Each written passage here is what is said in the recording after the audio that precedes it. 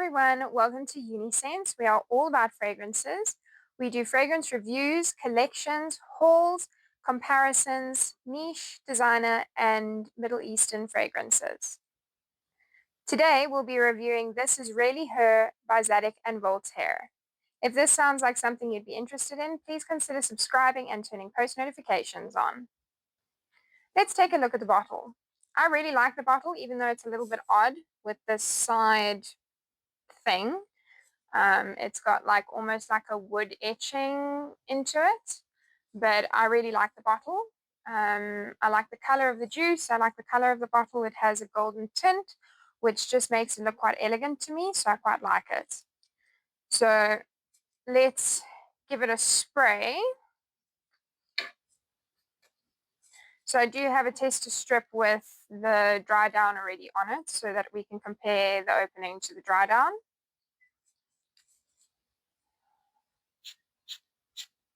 The atomizer is not bad. I'm going to put the notes on the screen so you can see them, but let's go through them quick. In the top notes, we have pink pepper and basil. In the middle notes, we have rose and chestnut, and in the base, we have honey, patchouli, and vanilla.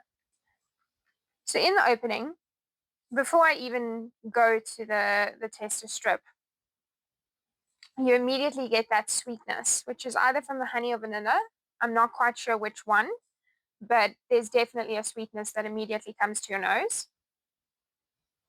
And you immediately get the pink pepper, which kind of reminds me of the pink pepper in Cowley's Sweet Diamond Pink Pepper, which I love. I love that sweet spiciness.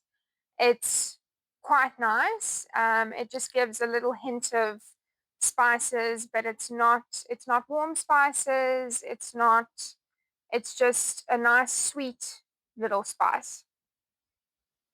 You do get a slight hint of basil, and the honey comes through pretty quickly. I'm just going to spray this on my skin.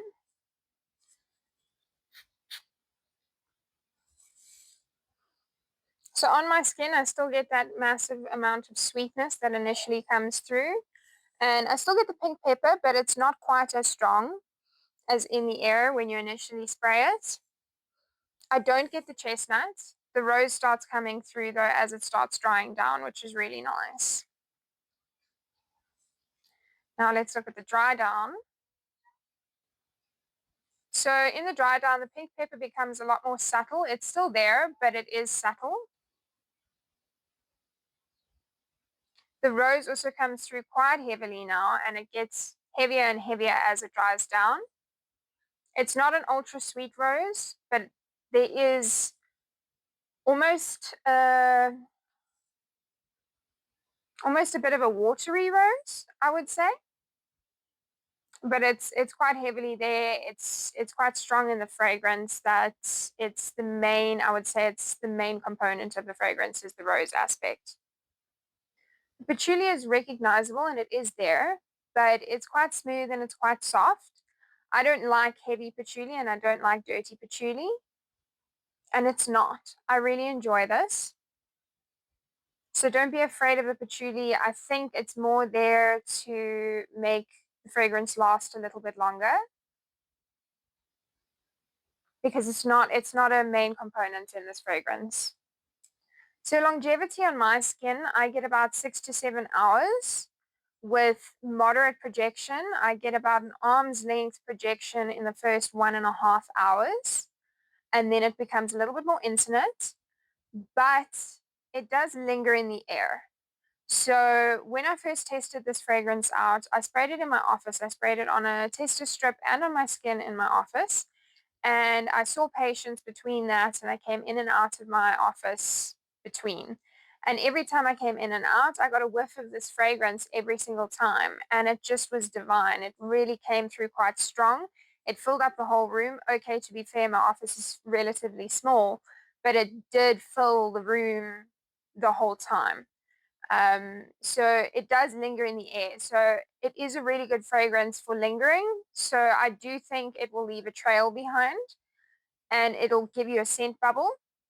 But it does get a little bit more intimate the longer you leave it. By the 6-7 hour mark, it's going to be more of an intimate fragrance people will have to be quite up close and personal to smell it on you. I don't think it's going to project massively by those ending hours.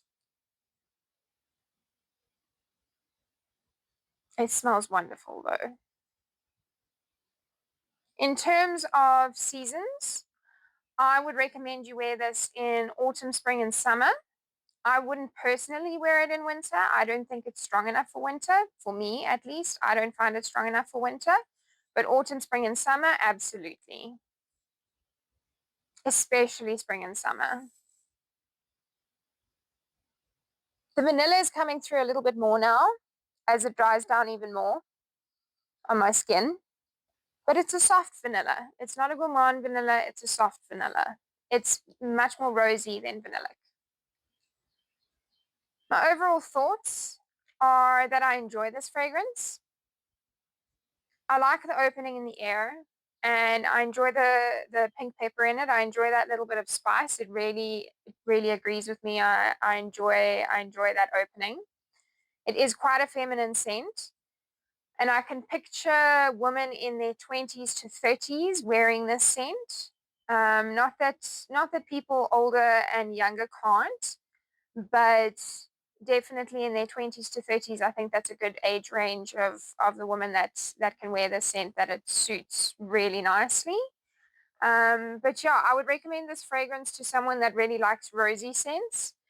If you're not a rose fan, I would recommend you test this first. It's quite rose heavy. It's a watery rose, but it is quite rose heavy. It's not a super sweet rose, but it is a rose scent. So there is a vanilla aspect, but it kind of just lines the base of the fragrance. It's not the major components in it. The rose is the number one note in this fragrance, 100%.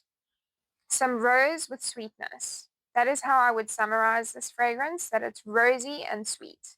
Not candy sweet, but a little bit of sweetness. So that vanilla and honey is just bringing in a little bit of sweetness underneath that rose.